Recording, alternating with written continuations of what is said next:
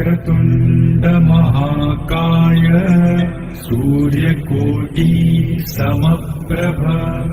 निर्विघ्नं कुरु मे देव सर्वकार्येषु सर्वदा।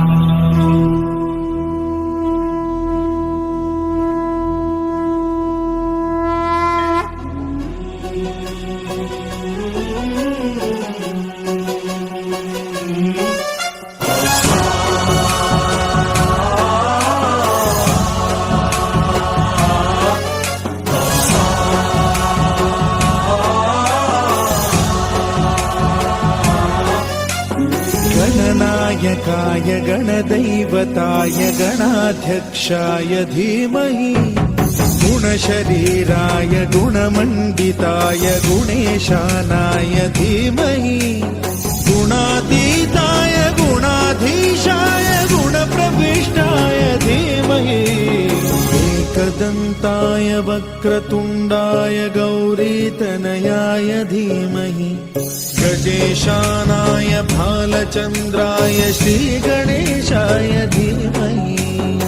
एकदन्ताय वक्रतुण्डाय गौरीतनयाय धीमहि गजेशानाय भालचन्द्राय श्रीगणेशाय धीमहि गानचतुराय गानप्राणाय गानान्तरात्मने गानोत्सुकाय गानमत्ताय गानोत्सुकमनसे गुरुपूजिताय गुरुदैवताय गुरुकुलस्थायिने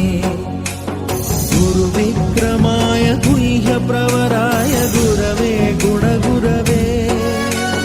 गुरुदैत्यकलक्षेत्रे गुरुधर्मसदाराध्याय गुरुपुत्रपरित्रात्रे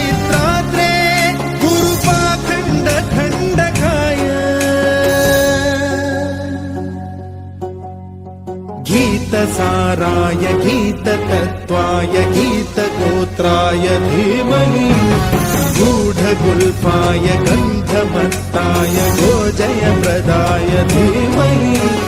गुणातीताय गुणाधीशाय गुणप्रविष्टाय धीमहि एकदन्ताय वक्रतुण्डाय गौरीतनयाय धीमहि